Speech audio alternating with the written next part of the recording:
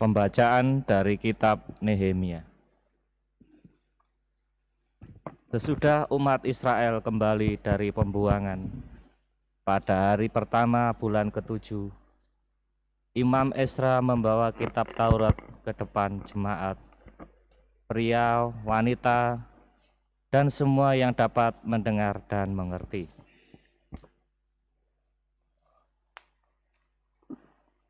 Ia membacakan beberapa bagian dari kitab itu di halaman di depan gerbang air dari pagi sampai tengah hari, di depan pria, wanita, dan semua orang yang dapat mengerti.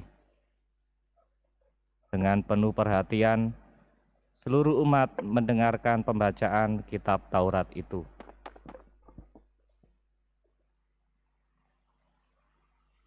Adapun Ezra ahli kitab itu berdiri di atas mimbar kayu yang dibuat khusus untuk peristiwa itu. Ia membuka kitab itu di depan mata seluruh umat, karena ia berdiri lebih tinggi dari semua orang. Pada waktu ia membuka kitab itu, semua orang bangkit berdiri, dan semua orang menyahut, "Amin, amin," sambil mengangkat tangan. Kemudian mereka berlutut dan sujud menyembah kepada Tuhan dengan muka sampai ke tanah. Bagian-bagian kitab Taurat Allah dibacakan dengan jelas dan diberi keterangan-keterangan sehingga pembacaan dimengerti. Lalu Nehemia, kepala daerah, dan Imam Ezra ahli kitab itu, serta orang-orang Lewi yang mengajar jemaat, berkata pada seluruh hadirin, "Hari ini adalah kudus bagi Tuhan Allahmu. Jangan kamu berduka cita dan menangis." Karena semua orang itu menangis ketika mendengar kalimat-kalimat Taurat. Lalu berkatalah Imam Ezra kepada mereka, "Pergilah, makanlah sedap-sedapan, dan minumlah minuman manis, dan berikan sebagian kepada mereka yang tidak sedia apa-apa. Sebab hari ini kudus bagi Tuhan kita. Jangan bersusah hati, tetapi bersukacitalah karena Tuhan, sebab sukacita karena Tuhanlah pelindungmu." Demikianlah sabda Tuhan. Syukur kepada Allah.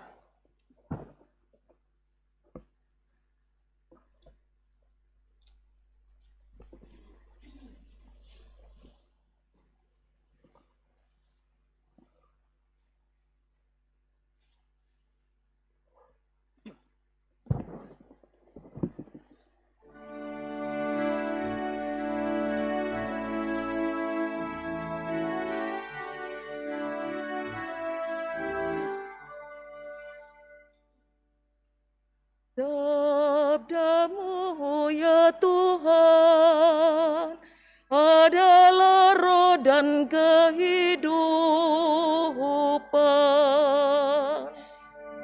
Sabda-Mu ya Tuhan adalah roh dan kehidupan. Taurat Tuhan itu sempurna, menyegarkan jiwa. Peraturan Tuhan itu teguh, memberikan nikmat kepada orang bersahaja. Sabda-Mu ya Tuhan adalah roh dan kehidupan. Titah Tuhan itu tepat, menyukakan hati. Perintah Tuhan itu murni, membuat mata berseri. Sabda-Mu ya Tuhan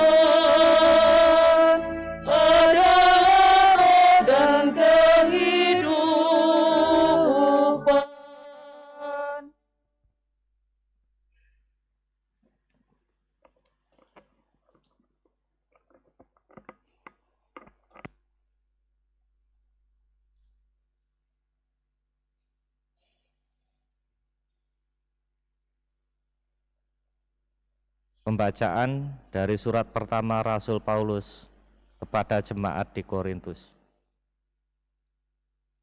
Saudara-saudara, seperti halnya tubuh itu satu dan anggotanya banyak, dan semua anggota itu sekalipun banyak merupakan satu tubuh saja, demikian pula Kristus.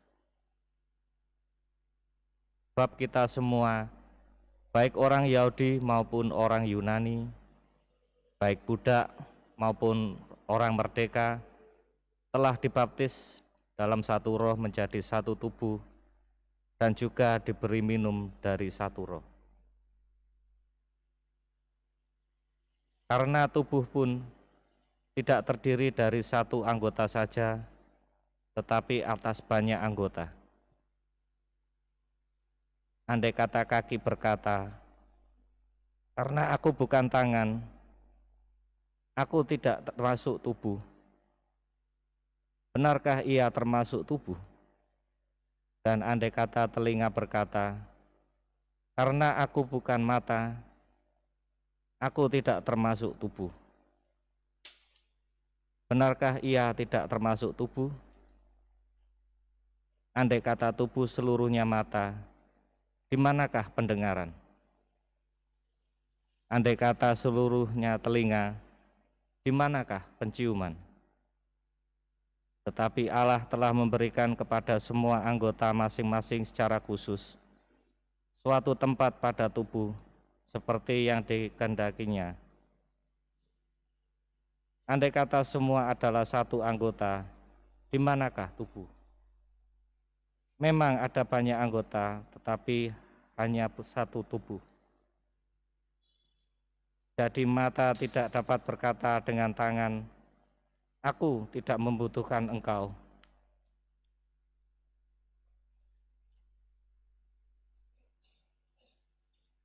Dan kepala tidak dapat berkata kepada kaki, "Aku tidak membutuhkan engkau." Justru anggota-anggota tubuh yang nampaknya paling lemah malah paling dibutuhkan. Kepada anggota-anggota tubuh yang menurut pandangan kita kurang terhormat, kita berikan penghormatan khusus. Dan terhadap anggota-anggota yang tidak elok, kita berikan perhatian khusus. Hal ini tidak dibutuhkan oleh anggota-anggota kita yang elok. Allah telah menyusun tubuh kita begitu rupa, sehingga kepada anggota-anggota tidak mulia diberikan penghormatan khusus, supaya jangan terjadi perpecahan di dalam tubuh, tetapi supaya anggota-anggota yang berbeda itu saling memperhatikan. Karena jika satu anggota menderita, semua anggota turut menderita. Jika satu anggota dihormati, semua anggota turut bersukacita. Kamu semua adalah tubuh Kristus, dan masing-masing adalah anggotanya. Dan Allah telah menetapkan beberapa orang dalam jemaat, pertama sebagai rasul, kedua sebagai nabi, ketiga sebagai pengajar. Selanjutnya ia menetapkan juga mereka yang mendapatkan karunia untuk mengadakan mujizat, untuk menyembuhkan, untuk melayani, untuk memimpin, dan untuk berkata-kata dalam bahasa roh. Apakah mereka semua rasul atau nabi atau pengajar? Adakah mereka mendapat karunia untuk mengadakan mujizat, atau untuk menyembuhkan, atau untuk berkata-kata dalam bahasa roh, atau untuk menafsirkan dalam bahasa roh? Demikianlah sabda Tuhan. Syukur kepada Allah.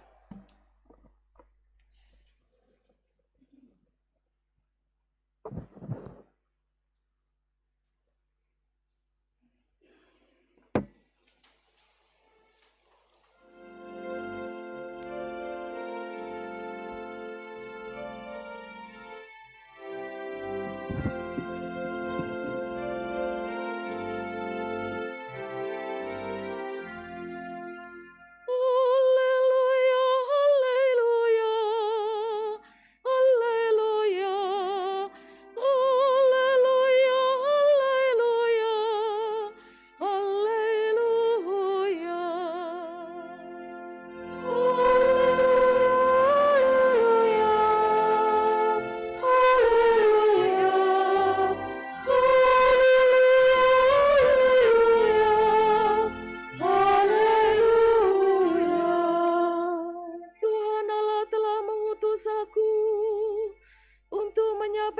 kabar baik kepada semua orang miskin dan memberitakan pembebasan kepada orang-orang tawanan.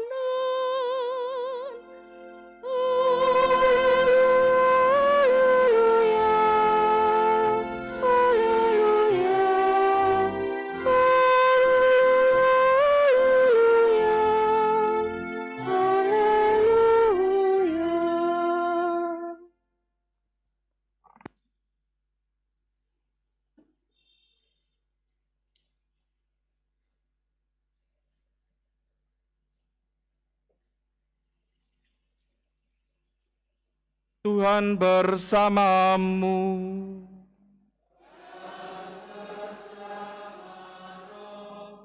Inilah Injil suci menurut Lukas.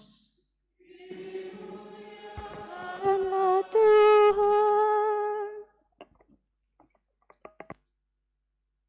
Theophilus yang mulia, banyak orang telah berusaha menyusun suatu berita tentang peristiwa-peristiwa yang telah terjadi di antara kita, seperti yang disampaikan kepada kita oleh saudara-saudara yang dari semula adalah saksi mata dan pelayan firman. Karena itu, setelah menyelidiki segala peristiwa itu dengan seksama dari awal mulanya, aku mengambil keputusan untuk membukukannya dengan teratur bagimu. Dengan demikian, engkau dapat mengetahui bahwa segala sesuatu yang diajarkan kepadamu sungguh benar. Sesudah dicobai iblis di padang gurun, dalam kuasa roh, kembalilah Yesus ke Galilea. Lalu tersiarlah kabar tentang dia di seluruh daerah itu. Selama di situ ia mengajar di rumah-rumah ibadat, dan semua orang memuji dia. Yesus datang ke Nazaret, tempat ia dibesarkan menurut kebiasaannya. Pada hari Sabat ia masuk ke rumah ibadat, lalu berdiri hendak membaca dari kitab suci. Kepadanya diberikan kitab Nabi Yesaya, dan setelah membuka kitab itu, ia menemukan nas di mana ada tertulis, Roh Tuhan ada padaku, oleh sebab ia telah mengurapi aku untuk menyampaikan kabar baik kepada orang-orang miskin. Ia telah mengutus aku untuk memberitakan pembebasan kepada orang-orang tawanan dan penglihatan bagi orang-orang buta, untuk membebaskan orang-orang yang tertindas, untuk memberitakan bahwa tahun rahmat Tuhan telah datang. Kemudian Yesus menutup kitab itu, mengembalikannya kepada pejabat, lalu duduk. Dan mata semua orang dalam rumah ibadat itu tertuju kepadanya. Lalu Yesus mulai mengajar mereka, katanya, pada hari ini digenapilah nas tadi sewaktu kamu mendengarnya. Demikianlah sabda Tuhan. Terpujilah Kristus.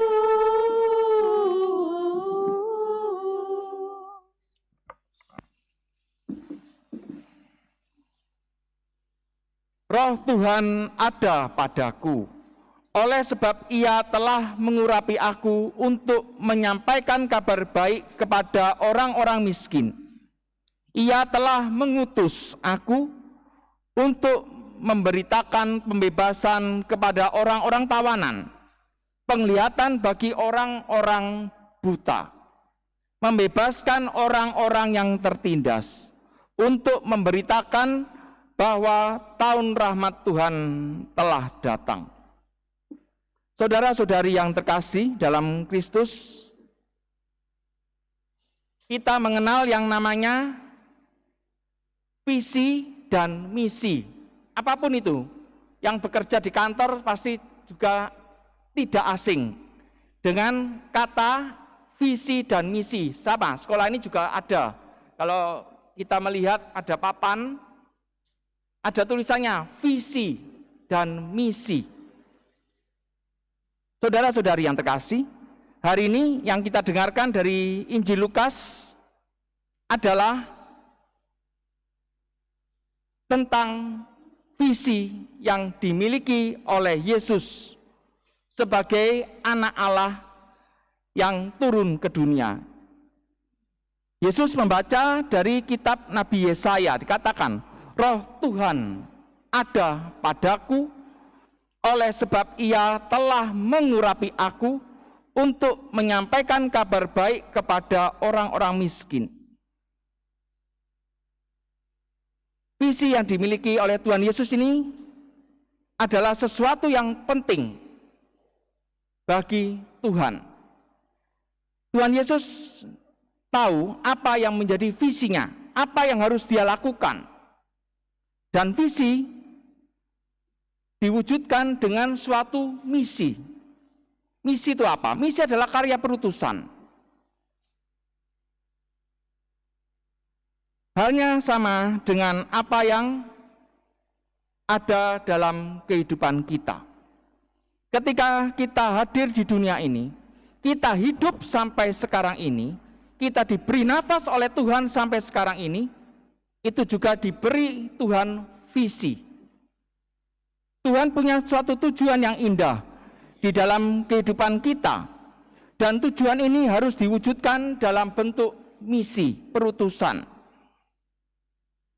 Bekal yang Tuhan berikan apa? Bekal yang Tuhan berikan adalah talenta. Kalau kita sering mendengarkan kisah tentang talenta, tentang mina, tentang bakat-bakat, tentang kemampuan-kemampuan yang kita miliki, apapun itu, berkat-berkat yang Tuhan berikan, itu adalah bekal yang diberikan Tuhan kepada kita, supaya kita melakukan karya perutusan, supaya visinya tadi, tujuannya tadi yang Tuhan tanamkan dalam hati kita bisa tercapai. Tetapi ternyata dalam kehidupan ini ada godaan, ada halangan yang bisa membuat tujuan yang Tuhan tanamkan ternyata tidak terjadi. Kita menjadi orang yang gagal untuk melakukan karya misi, perutusan. Karena apa? Karena pertama adalah ketika kita melakukan dosa. Ketika kita melakukan dosa itu artinya apa? Berarti tujuan yang telah Tuhan tanamkan menjadi terhalang. Kemudian yang kedua adalah ketika kita hidup hanya untuk nafsu-nafsu duniawi. Kita sebagai manusia yang punya daging, kita punya nafsu. Nafsu ini bisa menjadi liar. Dan ini juga bisa menggagalkan tujuan yang indah yang telah Tuhan berikan tadi. Yang berikutnya yang bisa menggagalkan visi yang telah Tuhan tanamkan dan dalam hidup kita adalah ketika kita hidup hanya untuk kepentingan dan kesenangan diri kita saja. Ketika kita bersikap egois dengan kesenangan kita, dengan kepentingan kita saja, maka itu juga bisa menggagalkan tujuan yang telah Tuhan berikan. Saya mengambil contoh misalnya dalam kehidupan kita berumah tangga misalnya. Suami istri diminta, diajarkan untuk setia dengan pasangannya. Kalau dalam dunia kerja mungkin kita pernah mengenal istilah loyalitas. Sama, loyalitas juga kesetiaan. Kesetiaan seringkali adalah sesuatu yang mungkin tidak enak memang. Sesuatu yang tidak enak untuk loyal itu memang. Mungkin kita membandingkan dengan tempat lain lebih enak.